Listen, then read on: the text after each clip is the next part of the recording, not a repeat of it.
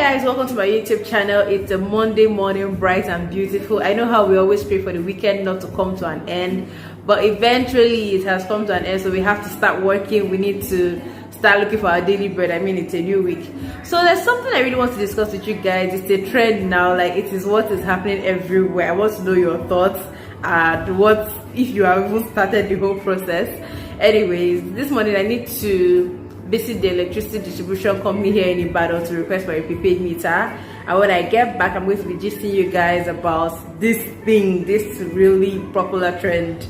So I know you guys are interested. I'm not even asking if you're interested. I know you guys are interested, so please subscribe to my channel if you're new here, and if you're an old subscriber or a returning subscriber, thank you for always watching my videos, and I'll see you in the rest of this video. One eternity later.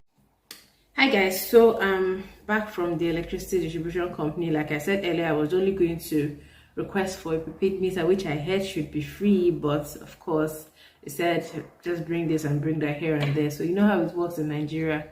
So of course, so I guess that's settled, since we already agreed on how much we're going to pay for the prepaid meter to be brought and installed to the house. So yes, that's fine. In case you guys have not noticed, baby girl has a new hairstyle on. Did you guys see it? You guys should have told me something. You guys should have said something that the hairstyle is nice or something. Anyways, thank you guys. Like, for people who chatted me on WhatsApp yesterday, like, oh, your hairstyle is really nice. Oh, it's very nice. Yeah, did you guys see? I won't have baby hair. Usually I don't do baby hair. Like, I really don't have that kind of time, but I took my time to glam up for you guys. I did baby hair, so you guys appreciate me now. So guys, what did I want to discuss? Okay, first of all, I would like to say there was this post I came across on Twitter where a lady was basically soliciting help from the audience, from the Twitter audience. Her sister had some kind of tumor. I don't know, I can't remember if it's in her brain or her eyes that made the eyes swell up so much. So she was asking people to basically contribute money so that she could go for treatment in India. So after some weeks, I chatted the lady up to ask her how far, and she said, okay, some money had been contributed, but it was still not enough. So just this morning, she sent me a message on Twitter telling me that the money was, that they are now in India. So apparently they were able to get the funds they needed for the trip and also for the surgery. But in my opinion, that doesn't mean that the contribution should stop. I think they will still need more money for post-surgery treatment, drugs, maintenance, care, and all of that. So I'm going to look for that post, and if possible put up a picture on the screen here, or also put it in my description box down below so you guys can look at it. I'll put the GoFundMe link if it is still available, so that people can make payments and assist them as they go through this journey. And we wish her speedy recovery. We wish her good health after all of this. So yes, I just thought I should say that and get that out of the way. So now to the main gist, guys. To the main gist. I'm just tired. Like 2 days ago, or maybe 3 days ago, I put up a post on my WhatsApp status. I was like, just today alone, 3 people have messaged me or sent me a message to construct Canadian CVs for them. Like, everybody wants a Canadian CV. What are they doing with this CV?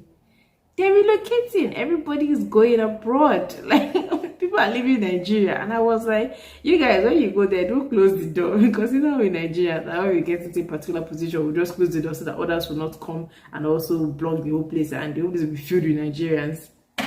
So basically, people are relocating to Canada. What's going on? Those of you that are going, how are you people doing it? Like, I think in this country, we've come to a point where we are just tired of the suffering. We just want to get out by all means. We just want to go away. I was thinking to myself some days back, I was like, okay, when I was in my father's house, I was not paying some particular bills. Like, I wasn't bothered about recharging the prepaid meter or paying NEPA bills. I wasn't bothered about house rent. I wasn't bothered about feeding. The only thing I was spending money on was probably my transport to work, and maybe some fancy items that I'll see on Instagram, clothes, human hair and stuff, like things that I did not necessarily need, but I just wanted.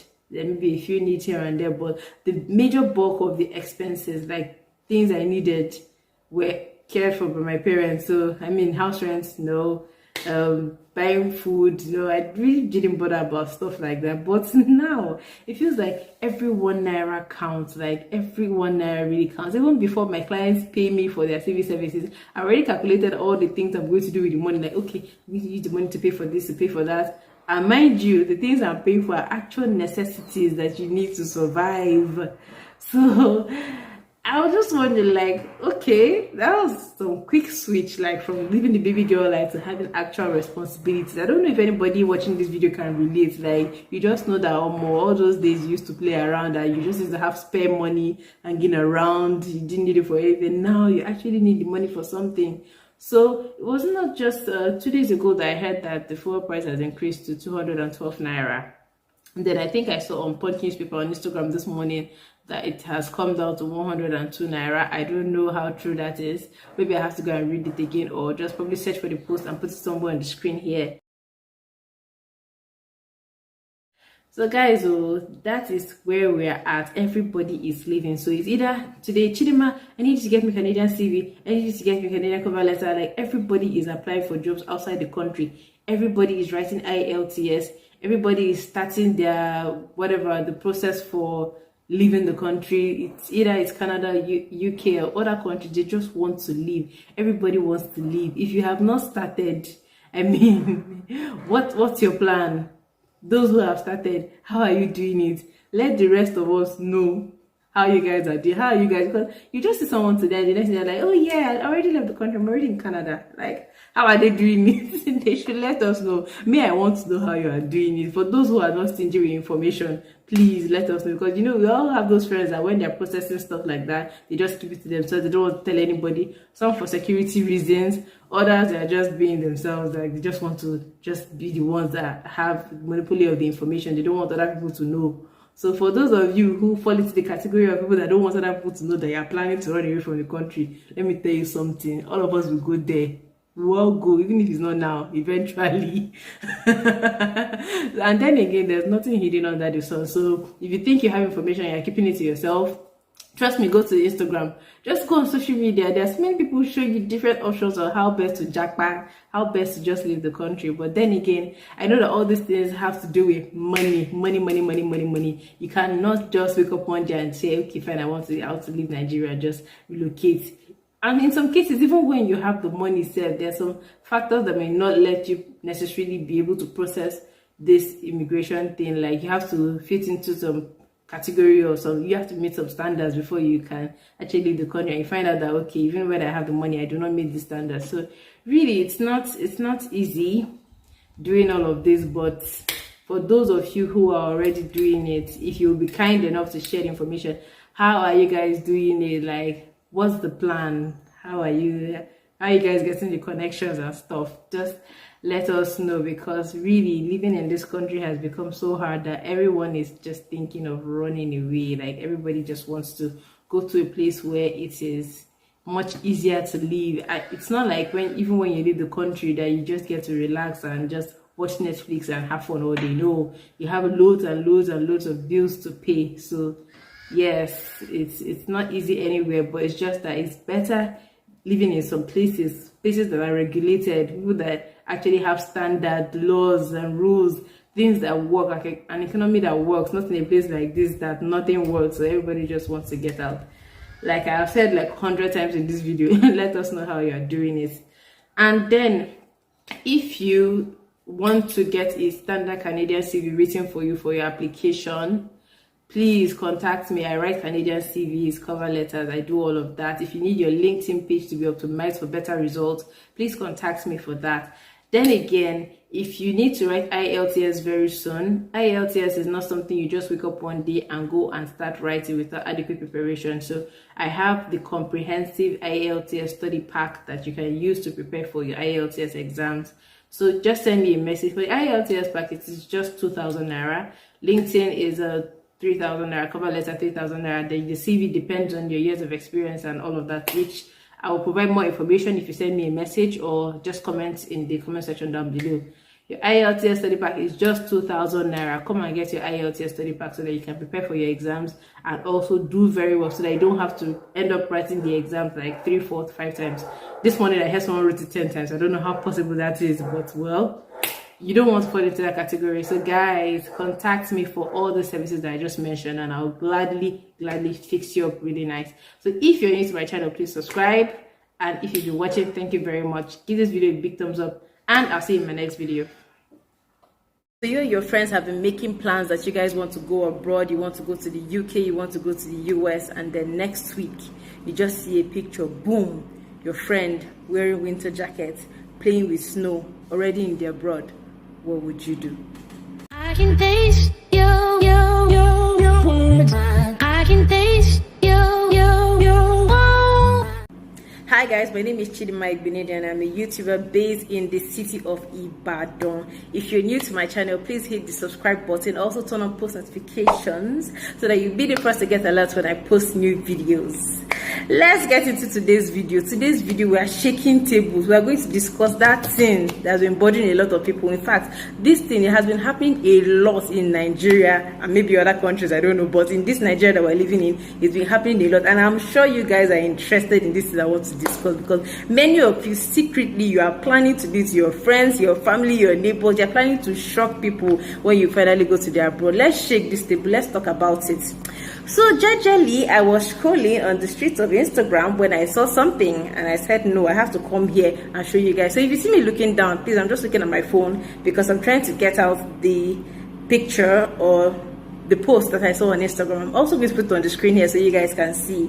So the message was from, the post was from Mayowa George, and then he said, a friend who stayed like 5 minutes away from my house moved to the UK without telling me and I feel hot. Then another person, Ayoade, said, my friend's boyfriend went to Canada without informing her. It was when they were chatting that he told her, do you know I am in Canada? And babe was like, no, Joe, Canada Bawo. Baba can't send proof again. She blocked him immediately and she's still bitter about it till now. So now the question is, when you want to Japa, should you or should you not tell some people? What do I think about it? The truth is that there have been many occasions where people traveled, but before they traveled, they told people around them that, see, oh, I'm traveling, or they were like sharing their plans with people and letting them know that, see, your girl is traveling, or this is the stage of my application, or I'm still applying for visa, or I just got admission into this school. They were like giving people like status updates, like progress updates. They were just telling them everything that happened, and later something happened. Maybe the plans did not go out as they wanted it to go, and they now assume that, oh, it must be this person that I've been telling all my plans, because I told this person, the person must have done something about it, you know, and then all the plans flopped. You know, in Nigeria, we're naturally superstitious. Maybe not just Nigeria, but in Africa. There was this post I saw on Instagram where a lady, a Ghanaian, was supposed to travel, and she probably told her friend, and according to the reports, the friend poisoned her, and that was how she died on the day she was supposed to travel.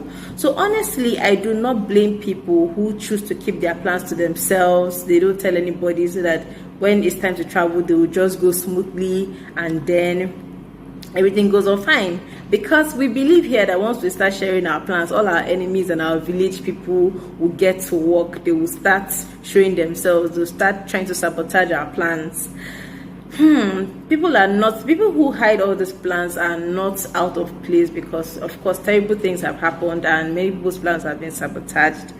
But guys, I would like to know what you think about this, because it's becoming something very, very common. Like, you and your very close friend, you guys are just sitting here together and next thing your friend has gone. Now let's dissect this issue. This one that's talking about a friend that stayed 5 minutes away from his house.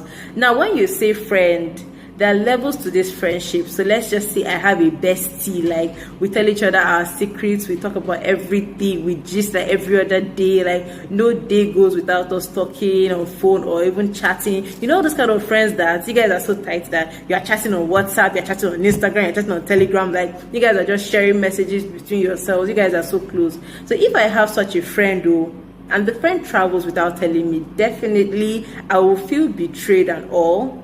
So like I said, there are levels to this friendship. So you need to define what you call friend. If it's just someone that you chat with like every once in a while and the person travels without telling you, you may not feel disappointed. You may not really feel bad. But if it's a tight friend, like very, very tight friend, and the person travels without telling you, then I can understand why you'll be upset. But then, what is this mentality that Nigerians have that they just want to pepper their enemies? They will hide it, hide the trip. Then when they finally get there, they start sharing pictures. You see their winter jackets, then they're holding the snow like this or like this. And they're like, where they're brought.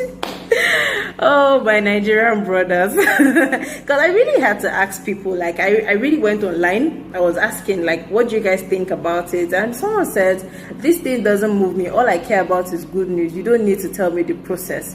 While another person said, this thing they pain, and people would defend it with nonsense superstition. If you think that I'm the kind of friend that will want to sabotage something good for you in any kind of way, then why are you friends with me? Honestly, I will say that this is very dicey. I'm not a fan of you sharing everything, like all the processes of your travel plans with people. Like, it's not important unless maybe you need their help or they're instrumental to the whole travel process, then it's fine. But you having to tell people like every stage of it, it's really not necessary. But for those who you call your close friends, your family members, your close acquaintances, it won't be bad if you tell them like when everything is done, like, okay, fine, I have the visa and I'm leaving like in a week's time, and you can just say, oh yeah, I'm leaving in a week's time. But the one that you call someone your friend and you just wait to you have your visa, you've traveled, you ensure that you're already in Oyibo man's land, so that nobody can remote control you and bring you back, and then you now start releasing pictures that, guys, finally I'm here. Who told you that Nigerian juju cannot bring you back? I beg, I don't know. I'm just speculating, but some of these fears are valid. It's tricky, it's dicey, but for those who you call your very close friends, I don't think there's anything wrong in just informing them that, see you in a few weeks time, in a few months time, I'll be traveling because I already have my visa and stuff like that. Because it's kind of disappointing when you just call someone your friend and then you go like that and you don't tell them. But guys, I really want to know what you think. Now, in the event where your friend has done this to you, like my very tight friend has already gone, she did not tell me that she was traveling, and then she finally tells you that, no, I've arrived though, I am now in Obodo Yibo. So what would you do? Would you take offense? Would you get angry and like, why would you talk to me? Why would you do this to me? Will you really feel hurt and disappointed? Because there are different kinds of people. There are some that will just be like, oh yeah, I'm happy for you. I'm happy that you finally traveled out. But I am not happy about the fact that you kept it away from me. Maybe because you thought, or you still think, that I am capable of sabotaging your plans. I'm not happy about that. But then again, I'm happy that you finally made the move. Congratulations. And then you now cut them off from there. Then they're the ones that will just para and be like, what do you think? Who do you think you are? Let me tell you something. This abroad, all of us will get there. Why do you think you can hide it from me? Don't worry. And then you now start planning your own to do your own back, so that when you finally arrive at the abroad, you will now not tell your friend so that you got there. So I don't know. People react differently to situations like this. Now, you guys will not ask me, Chidima, what will be your own reaction if someone were to do that to you? First of all, my dear, I do not expect too much from people. In fact, if there's anything I have learned in this life, keep your expectations very, very low, because the moment you start expecting too much from people, prepare yourself to get disappointed though. If you tell me that you are traveling, I will be happy for you. I'll be very, very happy for you. If you don't tell me, I will not feel bad. And when you finally go, I will congratulate you. But say I will go one side and start to vex, and you didn't tell me, and then you left. Hello? I mean, it's not something I should worry myself about, because a lot of people have done it in the past. I mean, if you are doing it to me, you won't be the first and you won't be the last. And like I always say, this abroad, all of you are hiding. Trust me, the people you are hiding it from, they have plans of coming to come and meet you there. Because have you seen the number of people trying to leave Nigeria? Hey God, me that I am an SOP writer, I write statements of purpose. I know how many people contact me daily and they're like, I'm willing to pay for express service, just do this thing. I need to leave this country this year. I need to leave. So everybody is leaving. In fact, I'm even becoming scared that very soon the people in their abroad will close their door and say that we Nigerians, we should not come again, that we are too much. And then this Nigeria is going to be empty very soon. Like, even people that you just look at and be like, this one's, no, they like Nigeria too much, they're not going to leave. Before you know it, they're wearing winter jacket and they're snapping pictures and sharing it on the internet. So guys, my advice, so if you have friends that have done this thing to you before, that they left without telling you, and you guys considered yourselves as very good friends sometime in the past, please do not take it to heart though. It is a Nigerian thing. We have natural fear of village people. So don't take it to heart. It's not something that you should really get upset about. Just understand that they're just trying to protect their own interests. It may not necessarily be that they see you as a bad person that will sabotage their plans, but they're just trying to be careful. And the truth is that many of you, if you were in their shoes, you will do the same. You will not say a word about your travel plans until you finally get to your Australia, your UK, your US, Germany, or whichever country you're planning to move to. So guys, that's all I have to say for today. Please, if you have not subscribed, subscribe to my channel. Subscribe, let me be bringing you guys gist. And you guys should tell me, what do you want me to talk about in the next video I'm going to upload? I think we should be bringing out trendy topics like this to discuss, like what's going on around us. Right now, it is Japa season, so that's what everybody's talking about. Like, people no longer come to me to write CVs for better job opportunities here in Nigeria. They're like, I want academic CV, the one that will take me abroad through school. I want statement of purpose. I want visa statement of purpose. I want this, I want that. Sorry guys, if you're hearing sounds from my computer, I forgot to use my computer. Don't be angry. Next time it will not happen again. I'm a baby YouTuber, so I'll just keep making adjustments. So yeah, tell me what you think in the comment section down below, and please do not forget to subscribe, and I'll see you in my next video. Bye. You can go and get that. I decided to have something for a change because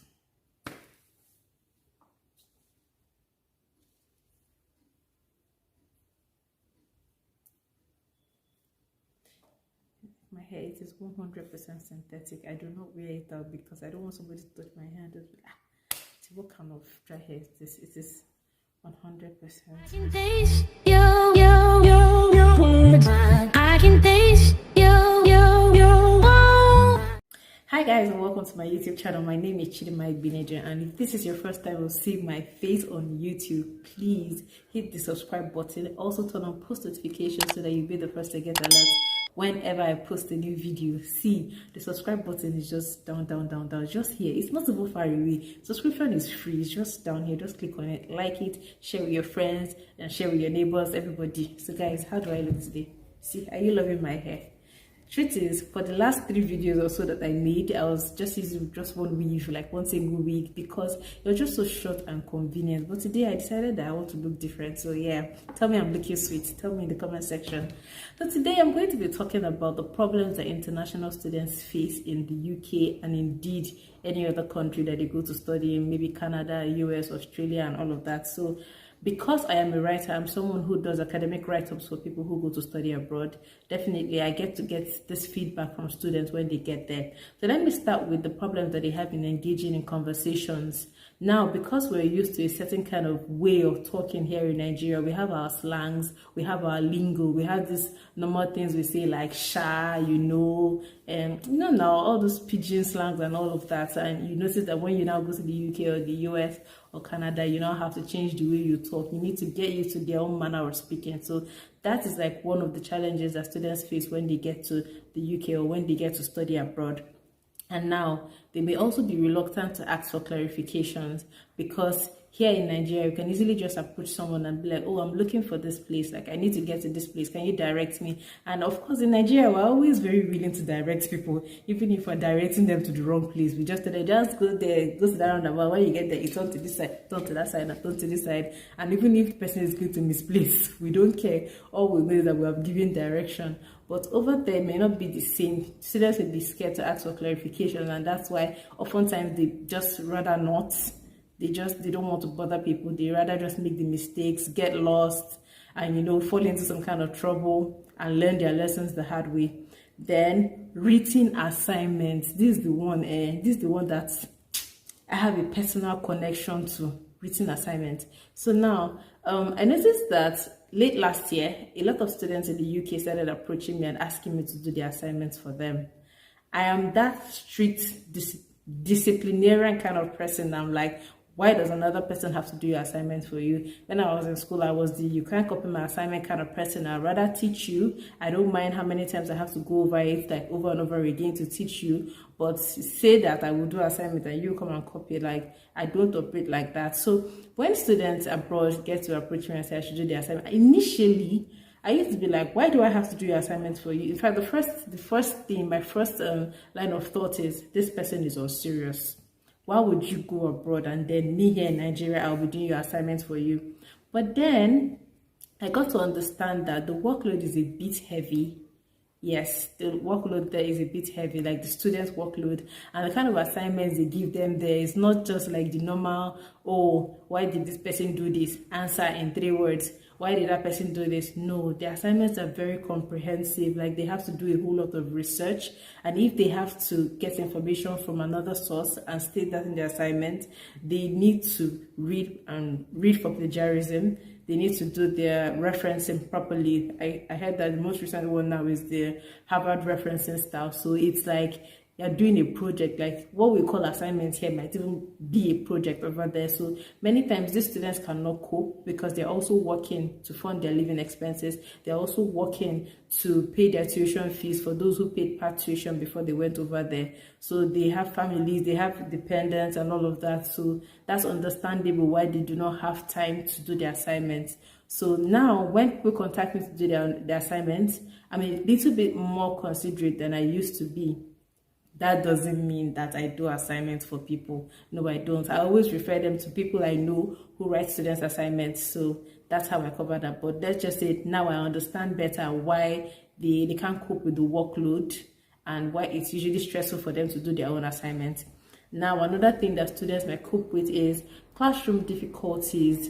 Their classrooms are not structured like our own classrooms. In our own classrooms in Nigeria, sometimes people can come in through the window.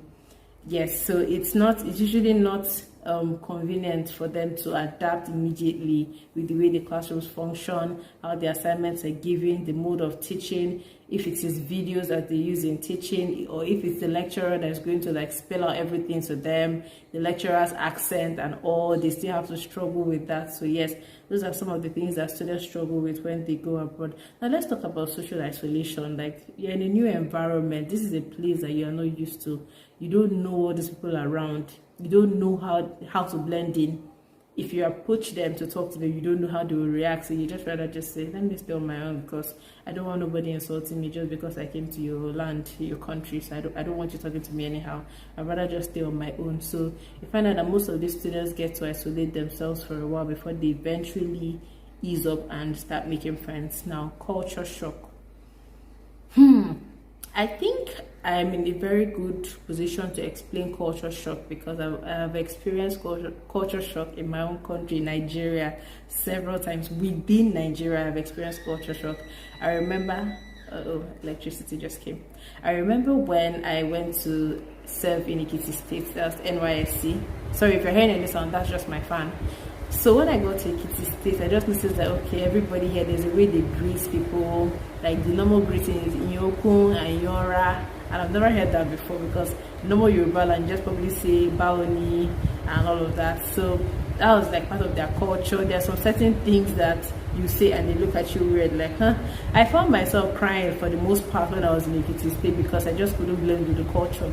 Not to talk of when you now go to a different country where their culture is different. Some things are acceptable, some things are not acceptable. Some things that may be acceptable in your own country are not acceptable in that country. So because of that, students find themselves isolating and also dealing with the shock basically of being in a new country. Racial and ethnic prejudice. I really don't want to talk too much about prejudice, but we all understand that is always going to be there. So students get to struggle with that. Oh, I'm black. Oh, they're white. Oh, they call the black people the black monkeys. They get to treat you somehow. Or even when they see you coming from the distance, they're like, they're already stepping back, like they don't want to have anything to do with you. So yeah, that's part of the problems that international students face. The stereotype that, oh, she's black. Oh, she's from Nigeria. Like, it's not just the fact that you're black, you are Nigerian. You know, we Nigerians, our reputation goes before us anywhere we are. So once they just say Nigeria, they start thinking of fraud, crime, wickedness, anything negative. That's just what they start thinking about. So you don't blame African students or international students who just isolate themselves when they get to the UK or when they get to the US for their studies. They find there are also other difficulties that international students get to face, like getting jobs, the difficulty they experience in getting jobs, because let's face it, you rather want to give a job to someone who is an indigene of that country than someone who is outside, who is a foreigner, so to speak. So Nigerians, African students, international students in general have to prove themselves, prove their worth over and over again before they get jobs. So it's just usually so tough. And then there's this pressure to achieve, because you know what you went through in your home country, the struggle that you went through just to be able to come to this country. So you know that even if no one is putting you under pressure, you're putting yourself under pressure that I need to achieve something, like I need to show these people that I am somebody. I can't just waste all the money and time and come here and I've achieved nothing. So yes, emotional difficulties, you get to feel homesick, you miss your parents. If you are a daddy mommy kind of person, if you are a family oriented person, you're all about family, and all of a sudden you're coming to a country where you don't have your family members, you are just there by yourself, like not only you waka come after going out from morning to night, and when you come back you still have yourself to deal with, or more. That's just awful. And there your mental health starts to suffer. You now start to get withdrawn.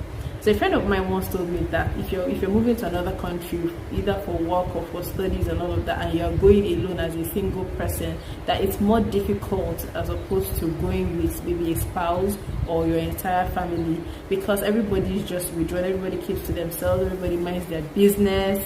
So like I said earlier, not only you work at home, you're just basically on your own. So this is what causes a decline in people's mental health, or in the mental health of international students.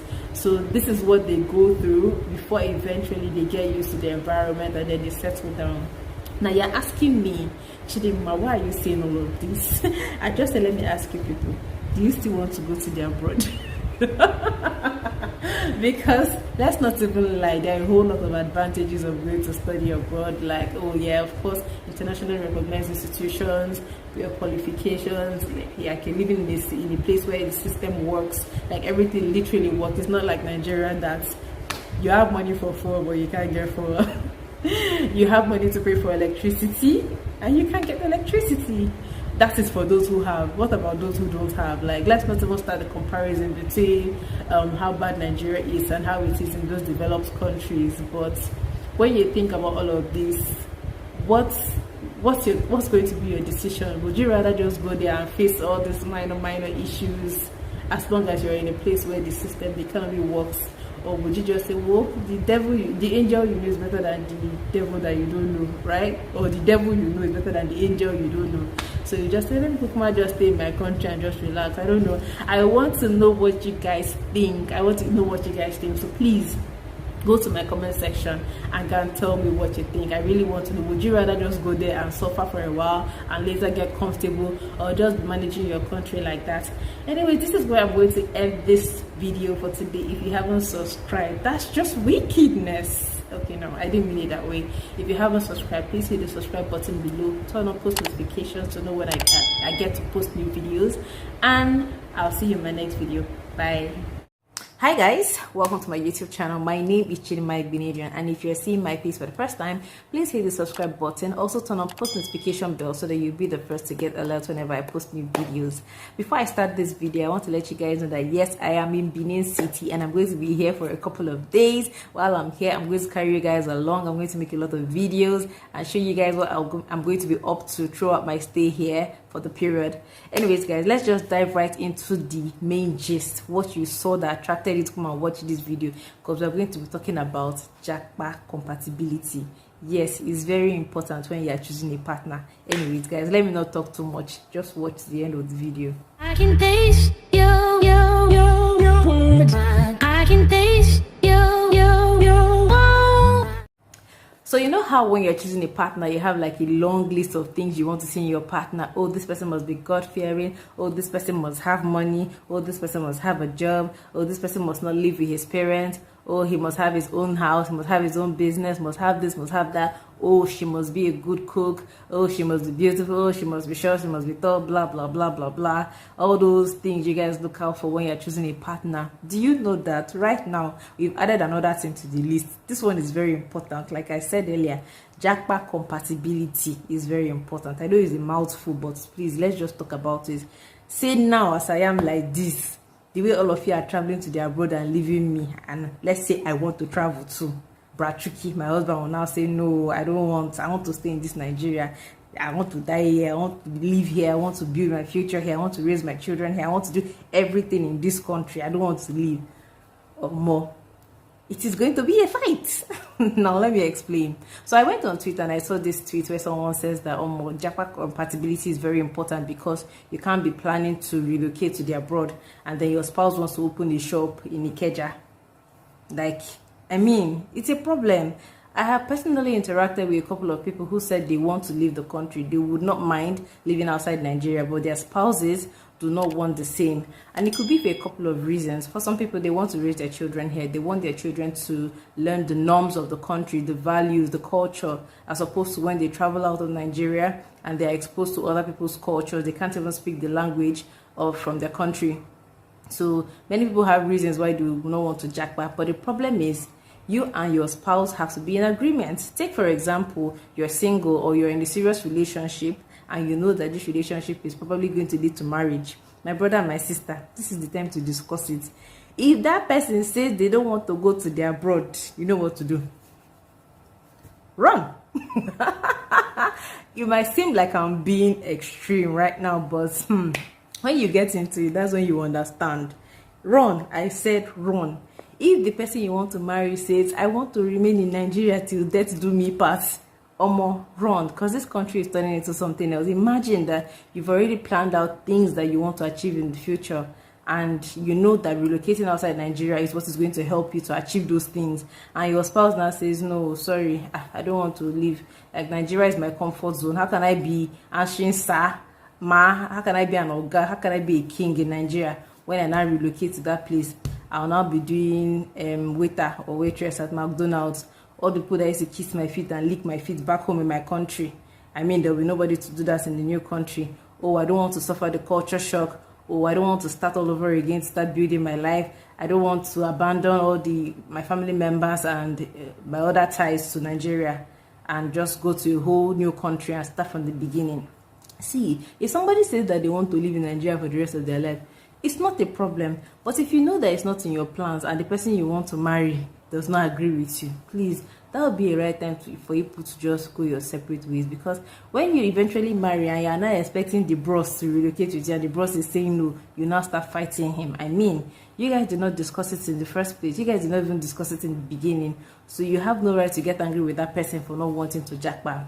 Now, there's another scenario, a case where when you guys got married, the Japa craze had not yet kicked in. Then Nigeria was still a bit bearable. People were still willing to build their career, their future, their businesses in Nigeria. They were still willing to live here. Like, they had no issues. Of course, things have always been bad, but there was a time when it was more bearable than it is right now. Right now, it has become totally unbearable. Let's not even start to list out all the issues that we're dealing with at the moment.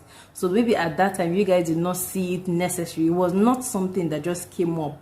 It wasn't a problem. But now it is. So in such situations, how do you handle it?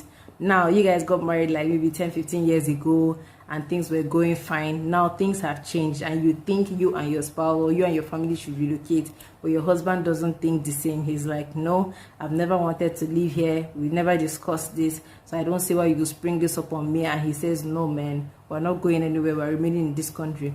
What should you do? In this case, I'm not saying you should run. No, don't run, because there was no initial agreement. My own is, maybe you can continue to talk to the guy, talk to him and make him see reasons why it would be good for the both of you to relocate. But if in the end it doesn't work out, my sister, sorry, I don't know what to tell you again, but just, you guys should just find a way to work around in such a way that it doesn't cause issues, it doesn't cause problems. But sometimes I'll just be wondering, why would someone just say they don't want to leave this country? Is it like they're following you from the village? Is it like there's something, is there something you are not saying? Because how can you see a better opportunity for yourself and for your family and you're like, no, I don't want to go? I can understand if you're concerned about the finances, like how do you finance moving yourself, your whole family. Let's say, for example, a family that has like 3 to 5 children. Of course, it's going to be very expensive to like relocate your whole family to another country. Of course, it will be expensive, but there are some people who still do it. Yes, they do it because they know that in the long run, it will pay them off better. But for those who decide not to relocate, the next thing is just to respect their decisions because they're the ones in the shoes and they know how it is pinching them or pinning them. So let's just leave them to make their decisions. But for this video, I'm emphasizing more on single people, people that are not yet married. If you know you have plans to japa, you know you have plans to leave this country, talk to the person you want to marry, because don't just assume that everybody wants to japa. I've talked to people and I know that not everybody wants to jackpot. Do not assume that, oh, because this person is so loving, is so caring to me, definitely anything I want, he's going to agree to it in the future or she's going to agree to it. No. Talk about it. Bros, after 2 years of marriage, I would like us to relocate. After 3 years of marriage, I would like us to relocate. Or bros, immediately we get married, I want us to jackpot, so let us start planning our travel plans like now, so that when we get married, if we say I do, next week we're carrying our bags and then we're jetting out of this country. Because if you don't do it, after you guys now get married and you're not telling bros that you want to jackpot, that let's start planning, you don't know his finances, you don't know what is in his pocket, you don't know what he has planned, and you're now springing up the jackpot thing on him and then he says no and then you start getting angry. To avoid stories that touch, talk about it before it gets too late. To be forewarned is to be forearmed. Anyway, guys, what I just have to say is talk about it. Don't just assume that you and your partner are in sync in your mind. Anything you are feeling is better to say so that tomorrow you will not say, did we talk about it? Did you tell me that you wanted to leave the country after so number of years? Just talk about it to avoid stories that touch, like I already said. If you have any comments regarding this video that I just dropped, please go to the comment section and go and write it there. If you have any issues, any comments about Japa compatibility, stories, occasions that you've seen where it later became a problem for the couple, please let us know in the comment section. Share your experience with us so that we can learn from your story or from your experience. If you would like to see more videos like this in the future, please let me know. Continue to like my videos, watch, subscribe, share, and like we always do, show us off on this channel. Anyways, I'll talk to you in my next video. Until then, see you. Bye.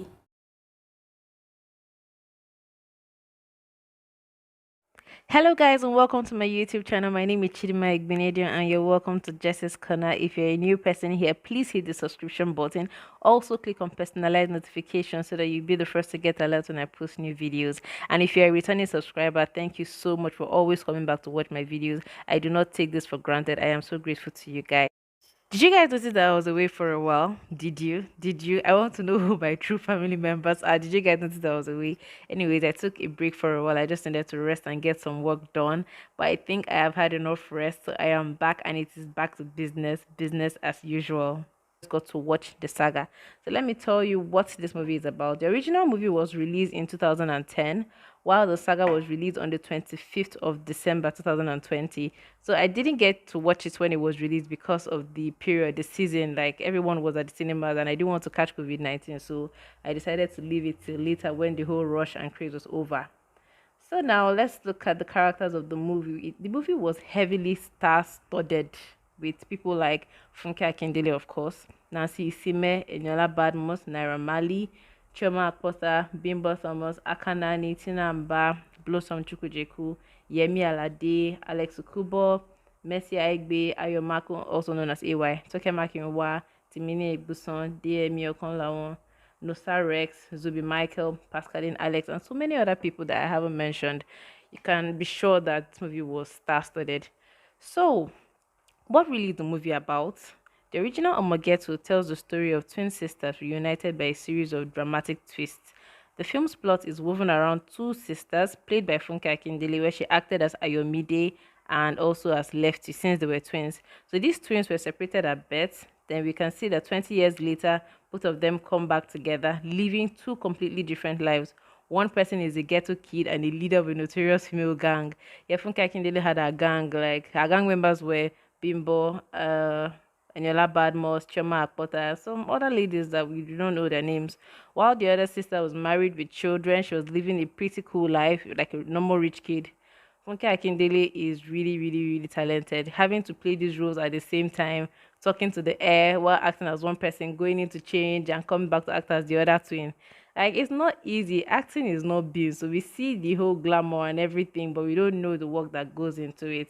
So they really, really, really did a good job. I saw Deyemi Okonlawon playing the Ghetto King. He was an internet fraudster. He had his clique of friends too that they used to do their fraudulent activities together. We saw Funke Akindele going to jail for reasons best known to them. Well, she wasn't even aware of the reason she was being jailed, although it was a setup. So basically, it was the comedy part of it that made it interesting for me, and the action part too. Because at the end of the movie, we see people flying in the air trying to act like Jackie Chan. Like it was just very, very, very funny. You know, when Nigerians try to act action films, it usually comes out looking funny. So that was what stood out for me. Like they put in a lot of work. The graphics were really, really, really good. Like they took their time. They paid attention to details. They were very, very, very, very, very, very meticulous in their acting. So, guys, I encourage you to go and see the movie because it is interesting. I found it interesting. You will find it interesting. We found people speaking Igbo, we found people speaking Yoruba, English. They were just mixing everything together with reckless abandon. So, these are the things that stood out for me in the movie. I want you guys to watch it and let me know what you think. Please let me know in the comment section, and I'll see you in my next video. Have a nice day.